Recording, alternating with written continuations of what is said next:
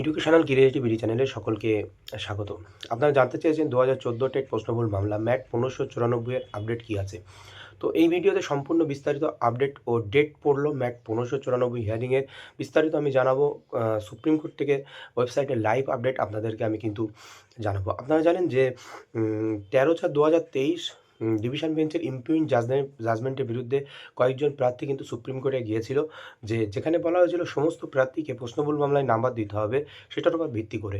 2014 TET প্রশ্নমূল মামলা থেকে প্রায় 1000 জন 6 নম্বর পেয়ে চাকরি করেছে। এখনও পর্যন্ত তারা চাকরি করছেন। সেটা নিয়েও পশ্চাৎ চ্যালেঞ্জ করেছেন যে প্রশ্নমূল মামলার নাম্বার আমরা সবাইকে দেবো না, বা তাদের যারা চাকরি পেয়েছিল তাদেরকে নিয়েও চ্যালেঞ্জ করেছে। তো প্রথমবার প্রথম ক্যান্ডিডেটরা সেখানে কিন্তু সেই ডিভিশন বেঞ্চের রায়কে চ্যালেঞ্জ করে সুপ্রিম কোর্টে গিয়েছিল।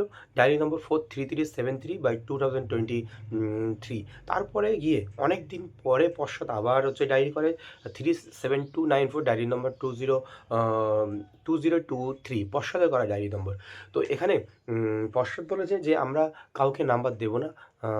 এমনকি যারা চাকরি পেয়েছে তাদের নিয়েও তো ডিভিশন বেঞ্চে ইতিমধ্যে পশ্চাৎ কিন্তু মামলা করেছে, তাদের চাকরি বাতিলের আর্জি করেছেন, এমনটাই ব্যাপার।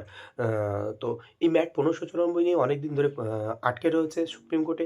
ম্যাট 1594 এর অনেক এফেক্ট পাওয়ার জন্য অনেক ক্যান্ডিডেট কিন্তু অপেক্ষা করছে। যদি ম্যাট 1594 এর অর্ডার পিটিশনারদের পক্ষে আসে, তাহলে সবাইকে আবার কিন্তু পুনর্মূল্যায়ন করতে হবে 2014 প্রশ্নমূল মামলায়।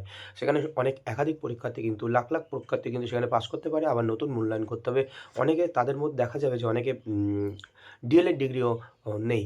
অনেকেই বিভিন্নভাবে জিজ্ঞেস করছেন। তো আজকে আমাদের ফাইনাল প্রশ্নমূল মামলা ম্যাট 1594 এর যেটি ডিভিশন বেঞ্চের অর্ডার, যেটার উপর ভিত্তি করেই কিন্তু সুপ্রিম কোর্ট হচ্ছে দুটি মামলা, একটা ক্যান্ডিডেটদের পক্ষে, একটি পশ্চাদের পক্ষে।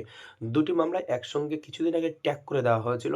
সেই মামলা কম্পিউটার জেনারেটেড ডেট আমাদের সামনে এসেছে। আশা করি ওই দিনই শুনানি হবে।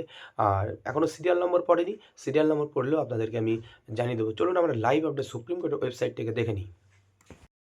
দেখুন, দুটি মামলা এখান থেকে হয়েছিল। প্রথম মামলাটি 43373 diary number 2023। Case number SAP number এখানে দেওয়া আছে। Petitioner name Dipdendu Kundu. Respondent name the West Bengal Board of Primary Education, status pending. দেখুন, আমি যদি এই মামলাটি দেখি তাহলে আপনারা দেখতে পাবেন যে এখানে আপডেটটি আপনাদেরকে শো করছে। দেখুন, tentative case may be listed on 19/2/2025। তাহলে ফেব্রুয়ারি মাসের 19 তারিখ এই মামলার শুনানি হতে চলেছে। সেটাও কিন্তু কম্পিউটার আপডেট। লাস্ট শুনানি হয়েছিল 6/8/2024। Honourable justice Bela M Trivedi and honourable mister justice Satish Chandra Sharma. Diary number 43373/2023। এই হচ্ছে একটি মামলা। আরেকটি মামলা কবে ডেট পড়েছে আশা করছি একই সঙ্গে ডেট পড়বে, কারণ ট্যাগ হয়ে আছে। চলুন আমরা সেটারও আপডেট আমরা দেখে নেবো এখান থেকেই। এই কপিতে পশ্চাৎ পিটিশনার এখানে নিজেই West Bengal Board of Primary Education, respondent name Pratibha Mondal. Pratibha মণ্ডলের যে 13/4/2023 ডিভিশন বেঞ্চের অর্ডার কলকাতা হাইকোর্টের, যেখানে সমস্ত পরীক্ষার্থীকে নাম্বার দিতে হবে, প্রায় 17 লাখ ক্যান্ডিডেটকে নাম্বার দিতে হবে প্রশ্নমূল মামলায়। সেটাকেই চ্যালেঞ্জ করে পশ্চাৎ বলে যে আমরা কাউকে নাম্বার দিতে পারবো না।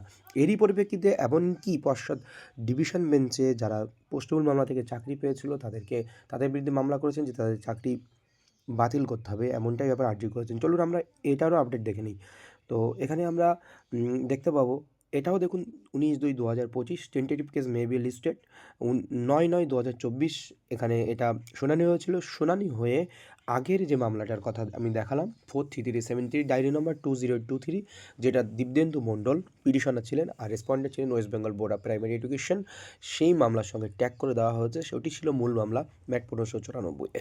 ডায়েরি নম্বর দেখুন 37294। এই হলো হচ্ছে আপনার আপডেট। তাহলে 19 তারিখে এই প্রশ্নমূল মামলা শুনানি হতে চলেছে। কত নম্বর লিস্টেড বা কজ লিস্ট প্রকাশিত হলেই আপনাদেরকে কিন্তু আমরা দেখাবো। ধন্যবাদ। আজ এই পর্যন্ত। পরবর্তী ভিডিওতে অবশ্যই আপনাদের একটি আপডেট দিয়ে দেবো।